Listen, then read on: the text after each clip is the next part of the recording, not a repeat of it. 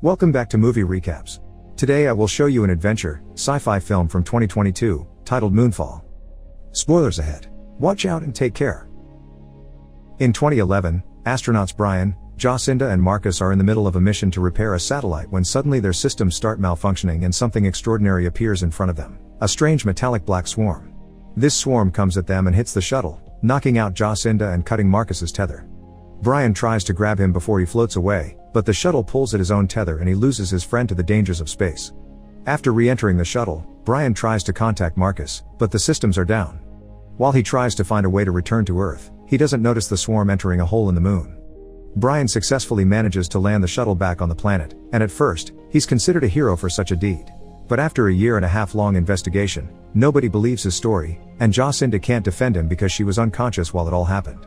NASA decides the incident was caused by human error and fires Brian. He loses his house, so his wife Brenda and his son Sonny move with Brenda's mother. 10 years later, Casey Houseman is working as a janitor at the University of California, and as usual, he sneaks inside professors' offices to use their computers. He logs in Chile's National Observatory to use their telescopy and even gives them a call pretending to be a professor, only to request a file with the tracking of the moon's orbit to be sent to his personal email instead of the professor's. Afterward, he rushes to his second job as a fast food cashier, but he barely works for a few seconds before he's taking a break to look at the email the observatory has sent him. His theory is right, the moon's orbit is veering closer to Earth. He attempts to call NASA, claiming to be a doctor to be taken seriously, but it's useless. The only public phone number is for NASA's gift shop and they don't have a connection to the higher-ups. Meanwhile, Jacinda is called into work incredibly early in the morning.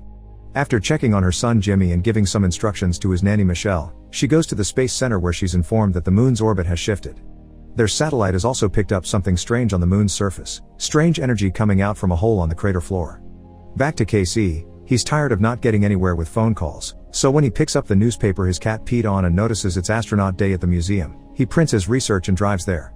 A group of kids on a school trip think he's the one that will be giving them a lecture, so KC takes the chance to pass on his theories. He believes the moon is an artificial megastructure built by aliens and therefore hollow inside. The one who is supposed to give this talk is Brian, who has overslept and is woken up by his landlord asking for months of late rent. Brian escapes through the window and drives to the museum, where KC immediately tells him all about his discovery. Brian doesn't believe him and gets security to kick him out, but before he leaves, KC throws his research papers at Brian, who picks them up and throws them in the trash. Later, Brian gets a call from Brenda asking him to turn on the TV. Sonny is appearing on the news because he got on a high-speed chase with the cops. A couple of days later, Brian goes to Sonny's trial and ruins the whole thing by constantly interrupting the judge and lying trying to defend his son. This ends up with the judge postponing the trial and sending Sonny to jail until then. Afterward, Brian gets on the phone to argue with Brenda's new husband Tom, who is paying for the lawyer, but Brenda cuts their conversation short. In the meantime, KC goes to visit his mother at the retirement home and tells her nobody will listen to him. She replies that then he should make them listen before she forgets who he is because of her memory problems. In the NASA offices, Jacinda is showing Deputy Director Albert Hutchings their recent discoveries. The moon has entered an elliptical orbit, which means in around 3 weeks moon debris will fall on Earth. Jacinda wants to go back to the moon, but they don't have the means to, and Alberts wants everyone to keep their mouths shut about the issue until they think of something. The request comes in too late though. An anonymous source has leaked the information to the internet. Brian pays a visit to the judge and tries to bribe him to free his son, but the judge doesn't have time to listen to him. Everyone is leaving the city because of the news, which Brian hasn't heard yet. He checks the TV and sees Albert talking to the press, explaining they'll send a lunar recon mission and there's no reason to panic. Tom also wants to leave the city, but Brenda doesn't want to leave Sonny in jail, even if Tom swears his lawyer will get him out and find a way to send him to Colorado with them. As cities all around the world go through mass migration, riots, and looting, NASA sends out an SLS Block 2 to investigate the abnormality. Newscasts follow the official announcement but also begin talking about conspiracy theories, even mentioning megastructures. Brian is shocked to hear this and goes back to the museum to search the trash cans for the papers KC had left him, and when he finds them, he checks KC's website and learns of an emergency meeting he'll be holding soon. The NASA shuttle reaches the moon and sends a probe down the hole, which steadily goes down for a while until suddenly it begins going back up. As the computers show the moon's orbit shifting again, the same black swarm from Jacinda's mission comes out of the hole and attacks the SLS, killing all the astronauts inside. Meanwhile, Brian goes to KC's meeting at a hotel, only to find him surrounded by a few conspiracy theorists that can't tell reality from craziness. Brian interrupts his talk and takes KC to a restaurant so he can hear the explanation of why KC knew this before NASA did. KC has been studying distant planets for years looking for megastructures made by aliens and was surprised to find the moon is one. A megastructure has a rigid shell built around a power core, and something must have happened to the one inside the moon to veer it off course. At that moment, the consequences of the moon shifting again begin terrorizing Earth. Coastal cities are now the victims of storm surges and record tides. The city is starting to flood and the attendants of the meeting can't leave the hotel now, so Brian sends them upstairs for safety. KC doesn't move quick enough and is hit by a wave, so Brian has to jump into the water to take him out.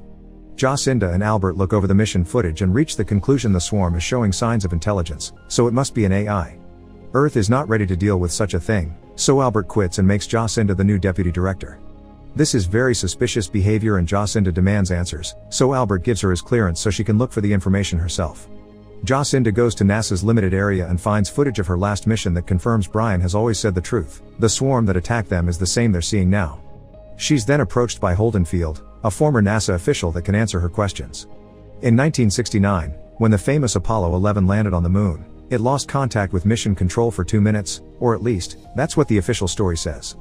Actually, mission control cut the feed off so the world wouldn't learn about what they found on the moon that day. There were strange pulsating lights emanating from beneath the moon's crust and NASA decided to cover it up because that technology was years ahead of Earth's and they weren't sure they could stop it. Their only shot had been a military program called Zulu X-Ray 7, but it was shut down for budgetary reasons. Jacinda contacts the military leaders to see if they can work together on a solution, but they turn her down, saying this is their operation now. She tries to tell her ex-husband General Doug Davidson that sending nukes is a terrible idea because the global fallout would kill everybody, but Doug trusts his people and turns her down too. He also asks for her and Jimmy to come to his home, but she refuses to quit her position in times of emergency. She wants Doug to send her the Zulu X-Ray 7, even if it is incomplete, because its EMP is their only hope. Doug accepts only after she promises she and Jimmy will join him after the launch. Later that night, a military helicopter goes to pick up Brian at the hotel, and he accepts to go only if KC goes with him. They meet with Jacinda, who tries to explain the things they already know, and KC admits he was the one that leaked the information online. Because this AI swarm can recognize Earth's technology, Jacinda is recruiting Brian because he's the only astronaut to ever land a shuttle without power. Brian accepts under one condition: for his son to be released from jail and be brought to the station for safety. After the deal is accepted, the crew retrieves a retired shuttle from the museum to be used to transport the EMP. The world begins to go through earthquakes and volcanic eruptions, which doesn't make sense. The moon doesn't have enough gravity to do that no matter how close it gets, which is another point for KC's megastructure theory. The military arrives at NASA. It teaches Brian how to detonate the EMP and in return, Brian explains how they'll have a navigator doing the calculations by hand so they don't have to use electronics, they'll only rely on their thrusters to land. Unfortunately, an earthquake reaches the base and damages the shuttle. Now that they're missing an engine, they can't launch, so Jacinda thanks everyone for their hard work before telling them to leave and spend their last moments with their family. Most people at the base leaves, and when Jacinda is about to do the same, she finds KC still doing calculations. The moon's gravity will be over 80% of the Earth's pull. This means that if they launch the second the moon is right above Earth, they can use its gravitational pull to launch as the extra boost they need to make up for the broken engine. Since most people have left, they make a last-minute team to pull this off. Brian will pilot, Jacinda will navigate and KC will do the calculations when they turn off their electronics. While KC calls his mother, Jacinda and Brian say goodbye to their sons, who together with Michelle will be leaving to meet with Doug. Sonny even gets a gun from Brian just in case. As the trio gets ready to launch, a huge gravity wave hits the base and destroys the buildings. The water also touches the shuttle, but before it can swallow it, Brian manages to push far enough for the moon's pull to attract it, making it possible for the shuttle to get off Earth safely. The first thing they do is take the fuel from a nearby satellite to recharge the shuttle while KC keeps taking selfies during the process. The moon is coming closer, so they need to hurry. They turn off all the electronics and Brian manually activates the thrusters to push the shuttle in order to reach the moon, getting hit by the debris on the way. Meanwhile, Michelle and the boys are stopped in the middle of the road by a group of armed men that steal their Jeep. Sonny manages to keep the gun by dropping it on the snow before they rob them too, but the men take Jimmy's bag with his phone, so now they can't call Doug to pick them out outside the bunker. They'll need another car, so Sonny takes them to his mother's house to ask for one. But the moon debris is starting to land on Earth and the closeness of the moon is causing the weather to go nuts, so Michelle and the boys have to hide in a flimsy shack until it passes. Once the shuttle is close enough to the moon, Brian leaves in a rover with the EMP and activates its electronics to set it up as bait before he goes back to the shuttle. The AI swarm does show up, but instead of going for the rover, it goes after the shuttle. Believing the EMP's remote control may be getting its attention, Brian destroys it, but the swarm just comes closer, intending to swallow the ship. Then Brian realizes it's KC's phone that it can detect, so he destroys it as well, getting the swarm to instantly go away. Jacinda realizes that it went after them instead of the EMP because it's programmed to seek organic matter in an electronic environment. This means they will have to fly the shuttle into the moon, and they only have 2 hours to do so or the military will consider the mission failed and launch their nukes. Back on Earth, once the wind has calmed down, Michelle and the boys finally reach their destination. His house is inside a private neighborhood, so when they approach the gates, they're shot by armed neighbors defending their property. Thankfully, Tom hears of their arrival and goes to pick them up. Sonny barely gets time to reunite with his mother and half-sisters though, because they get a message that everyone in the area needs to evacuate. To be safe on the road, they stop by the fire station to take some oxygen tanks, since soon the bad effects of the moon on the planet will include atmospheric dissipation and it will be hard to breathe. They're suddenly found by the men that stole the Jeep, but this time, Sonny is ready for them. He uses the gun Brian gave him to take one of the men as hostage, so they take all the oxygen cars and recover Jimmy's backpack before leaving in Tom's car. After retrieving the EMP, the shuttle flies into the hole among the craters and goes inside of the moon. There they discover KC's theory it's true, the moon is indeed a megastructure built around a power core. When they find the swarm, they get ready to throw the EMP at it, but the shuttle suddenly begins moving on its own. The swarm almost catches them, but to their surprise, a door opens and a light brings the shuttle in before closing it again and leaving the swarm outside. The landing is rough though, so the shuttle is destroyed and the trio falls unconscious. At that moment, the shuttle door opens and the same light begins scanning them. The mission has taken too long and the military is ready to launch their nukes.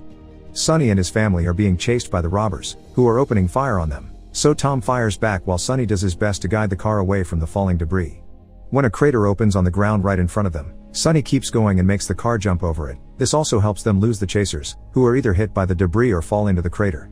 Once they're at a safe distance, they get a call from Doug, who tells them he can't receive them in the bunker anymore because of the missile launch, so they'll have to find their own shelter. As predicted, the atmosphere begins losing its oxygen and birds fall dead to the ground, so the family puts on the oxygen masks before they take the road on foot. Back on the moon, Jacinda and KC wake up to discover they can breathe and there's gravity around them, but Brian is nowhere in sight. A door opens at the end of the room and they enter it regardless of KC's suspicions because Jacinda believes there are two different entities trapped there and one of them is trying to help them. Brian is in contact with the nice entity right now. He wakes up in a strange room and is surrounded by a white light that makes him see images the entity uses to communicate with him, like taking the form of Sonny to explain what is going on. Billions of years ago, humanity's ancestors live happily on a planet far away with technology Earth hasn't even dreamed of yet. But things changed when the AI they created became self-aware and turned against them by transforming into endless swarms of nanotechnology that hunted down all biological life. To avoid extinction, the ancestors escaped in vessels like the Moon, which had the mission to find a new place to live in. Earth is the only place they could find that could sustain life, thanks to being at the perfect distance from the Sun. This AI talking to Brian, which is the Moon's main operating system, needs humans to attract the swarms away from the core so the Moon will return to its orbit. Brian is freed from the weird light just in time to be found by Jacinda and KC. Ready to join the fight, Brian fills his friends in while taking them back to the shuttle, which has been repaired by the AI. The EMP has also been given an upgrade to be powerful enough to kill the swarm. They only have 10 minutes left before the nukes are launched, but Brian has a plan. On Earth, one of Tom's daughters has emptied her oxygen tank, so he gives her his and encourages her to keep going while he follows her. In truth, as soon as she is out of sight, Tom collapses on the ground and dies. The girl manages to reunite with her family, but when they don't see Tom, Sonny decides to go searching for him, which should be easier because air is slowly coming back. This is because the Moon is finally touching Earth and the falling debris traps Sonny as he gets away, so Michelle decides to go help him. She finds him under a fallen tree and by using the Moon's gravitational pull, together they move it away and run back to Brenda and the girls after jumping over a broken bridge. Cities everywhere are collapsing under the Moon's pressure and the military decides it's time to launch the nukes. But at the last second, Doug decides against it because he trusts his wife and knows she can save the Earth. This ends up being a huge sacrifice, since the bunker ends up destroyed by the falling debris too. Inside the Moon, Brian pulls a series of difficult maneuvers to make the swarm follow them inside a tunnel, then he asks KC to get the EMP ready in the rover. Since the swarm needs to detect life inside an electrical structure, his plan is to stay behind with the EMP while his friends escape in the shuttle. Jacinda doesn't like this idea and while she argues with Brian, KC decides to take the matter into his own hands by locking himself with the EMP so he can be the sacrifice instead.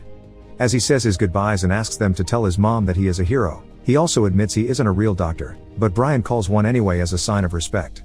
The swarm swallows the rover and KC waits until he's deep enough inside to detonate the EMP, finally killing it as Jacinda lands the shuttle on Earth, an easy task thanks to how close the Moon is to the ground.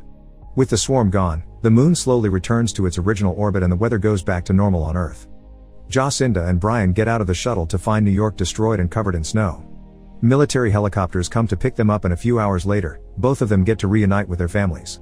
Meanwhile, inside the moon, KC finds himself talking to the benign AI, which is looking like his mother, while it explains that it has stored a copy of KC's consciousness. Now he's part of the moon too, and he can help the AI begin rebuilding for a better future. Make sure to subscribe and turn on notifications so you can watch more videos like this. Thanks for watching.